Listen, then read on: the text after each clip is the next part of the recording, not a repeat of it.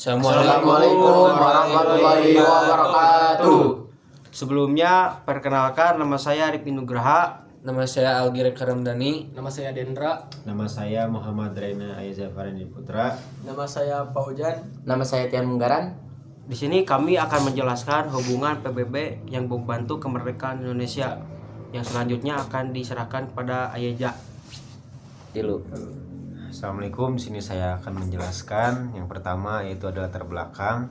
Setelah proklamasi kemerdekaan pada 17 Agustus 1945, Indonesia masih belum terlepas dari bayangan penjajah, khususnya Belanda.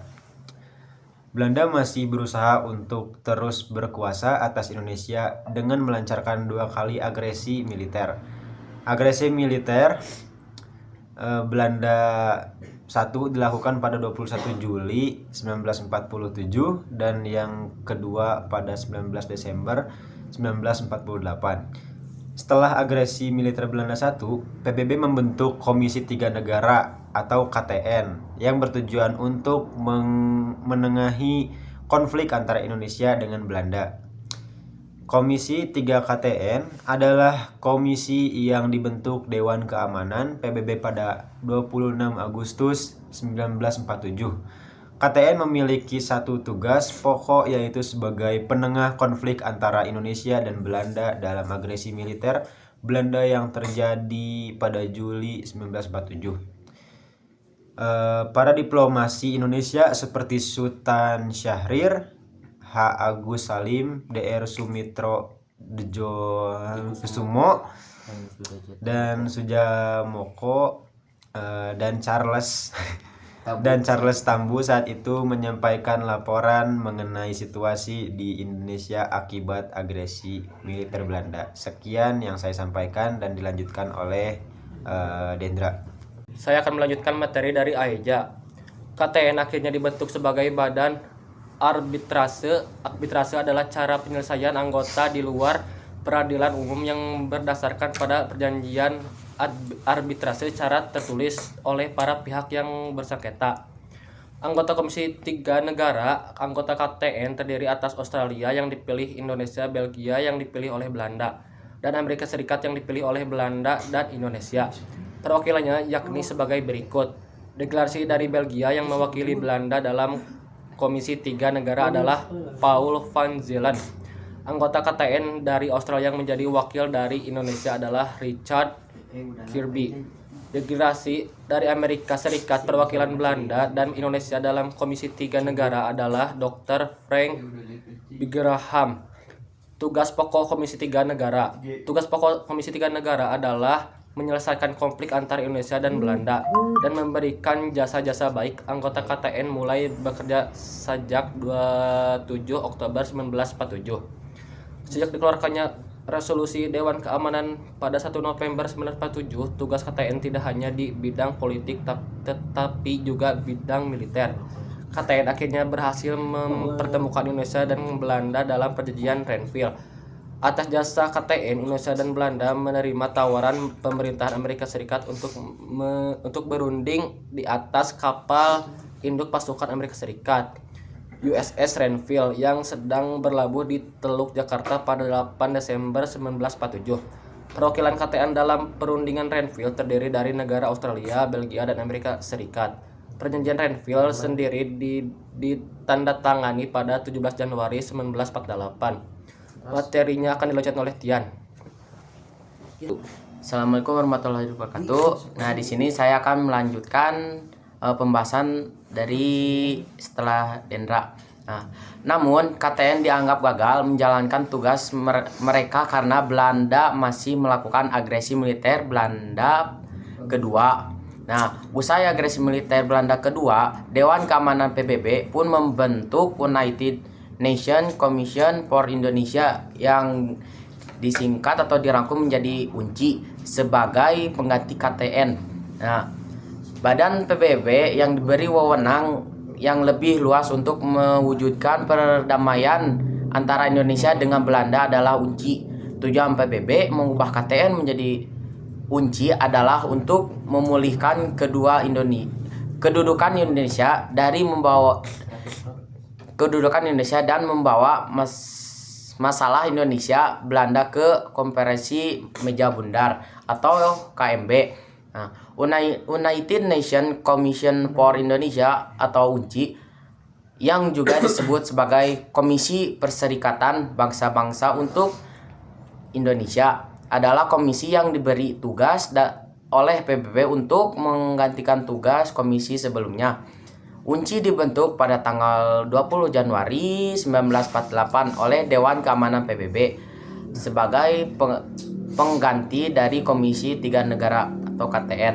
Nah, KTN diganti dengan UNCI karena dianggap gagal menjalankan tugasnya untuk mendamaikan konflik. Sekian pembahasan dari saya, akan dilanjutkan oleh Pak Ujan. Assalamualaikum, saya di sini akan melanjutkan materi dari Tian. Tugas UNCI di Indonesia. UNCI bertugas untuk menyelesaikan konflik antara Indonesia dengan Belanda pasca kemerdekaan. Selain itu, berikut ini tugas UNCI: membantu proses perundingan masalah Indonesia-Belanda, mengurus pengembalian wilayah kekuasaan pemerintah Indonesia, mengajukan usulan atau saran untuk membantu tercapainya kesepakatan antara Indonesia-Belanda. Anggota UNCI. Pihak-pihak yang terlibat dalam UNCI adalah sebagai berikut: Tom Critchley atau anggota Komisi PBB Australia, Heremans atau anggota Komisi PBB Belgia, Merle Cochrane atau anggota Komisi PBB Amerika Serikat. Hasil kerja UNCI. Setelah UNCI dibentuk pada 28 Januari 1948, komisi ini berhasil menyelesaikan masalah Indonesia-Belanda dengan membawa kedua negara ke meja perundingan. Indonesia-Belanda pun mendatangi perjanjian Roem-Royen dan konferensi Meja Bundar atau KMB. KMB dimulai sejak 23 Agustus 1949 hingga 2 November 1949, di mana salah satu hasilnya Belanda bersedia menyerahkan kedaulatan kepada Republik Indonesia Serikat atau RIS pada akhir Desember 1949. Pada 27 Desember 1949 dilaksanakan upacara penyerahan kedaulatan Belanda kepada se-Indonesia di Amsterdam dan Jakarta. Salah satu pihak yang terlibat dalam upacara pengakuan kedaulatan di Indonesia adalah UNCI. Sekian materi dari saya, akan dilanjutkan oleh Algi. Assalamualaikum warahmatullahi wabarakatuh. Saya akan melanjutkan materi dari Paujan. Pada tanggal 28 Januari 1949, Dewan Keamanan PBB menegur Belanda dan menuntut pengembalian seluruh petinggi RI beserta pemulihan pemerintahannya. Kemudian pada 4 April 1949 digelarlah perundingan Roem-Royen antara Belanda dan Indonesia. Perundingan ini berakhir pada 7 Mei 1949 dan menghasilkan beberapa kesepakatan, antara lain disetujuinya pelaksanaan KMB di Den Haag, kembalinya pemerintahan Indonesia ke Yogyakarta pada 6 Juli 1949 dan gencatan senjata. Hasil konferensi Meja Bundar atau KMB, konferensi Meja Bundar menghasilkan beberapa keputusan penting bagi Indonesia. Belanda mengakui Indonesia sebagai Republik Indonesia Serikat atau RIS. Indonesia menjadi sebuah negara yang berdaulat dan merdeka.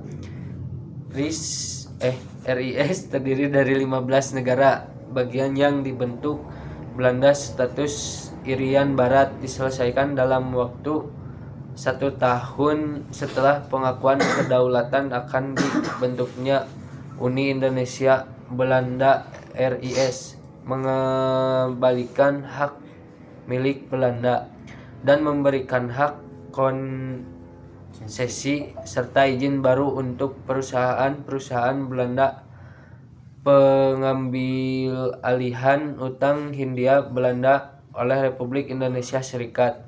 Sekian dari materi yang kami sampaikan, akan dilanjutkan oleh Rifki Nugraha. Nah gitu teman-teman, dari teman-teman saya yang selanjutnya akan dijelaskan oleh saya sendiri. Tokoh konferensi Moja Bundar. Setelah hasil konferensi diumumkan oleh pihak RI dan BFO, kemudian mendatangi persetujuan konstitusi dari RIS. Persetujuan ini dilakukan pada tanggal 29 Oktober 1949. Dampak penyelenggaraan KMB adalah Indonesia mendapatkan kedaulatan, di mana penyelenggaraan berlangsung pada tanggal 27 Desember 1949. Sementara itu, perdatangan naskah penyelenggaraan kedaulatan diadakan di 2 kota, yaitu Amsterdam dan Jakarta. Beberapa tokoh KMB yakni adalah Muhammad Hatta, yang selanjutnya Muhammad Roem, terus ada MR Supomo dan Dr. J. Leima, ada juga MR Ali Sastromijojo, IR Juanda dan Sukiman, MR Sujono Hadinoto dan Sumito Dejojo Hadikusumo, ada juga Abdul Karim Prigongdigo dan Kolel TB Kolel. Dan yang terakhir ada MR Nuwardi. Jadi itu kesimpulan KMB yang mendorong kemerdekaan Indonesia pada dijajah oleh itu Belanda dan Jepang. Nah mungkin segitu dulu penjelasan dari saya. Mohon maaf bila ada kesalahan. Yang salahnya itu murni datang dari saya. Mungkin kebenaran hanya milik Allah Subhanahu wa taala. Sekian dari kami. Bila lebih taufiq wal hidayah. Wassalamualaikum warahmatullahi wabarakatuh. Hai semuanya, sebelumnya perkenalkan nama saya Arifin Nugraha. Di sini kami akan menjelaskan tentang hubungan kemerdekaan Indonesia. Selanjutnya akan diserahkan kepada Tian. Lain orang. Tokoh Konferensi Meja Bundar atau KMB setelah hasil tokoh KMB setelah hasil konferensi diumumkan, pihak RI dan BFO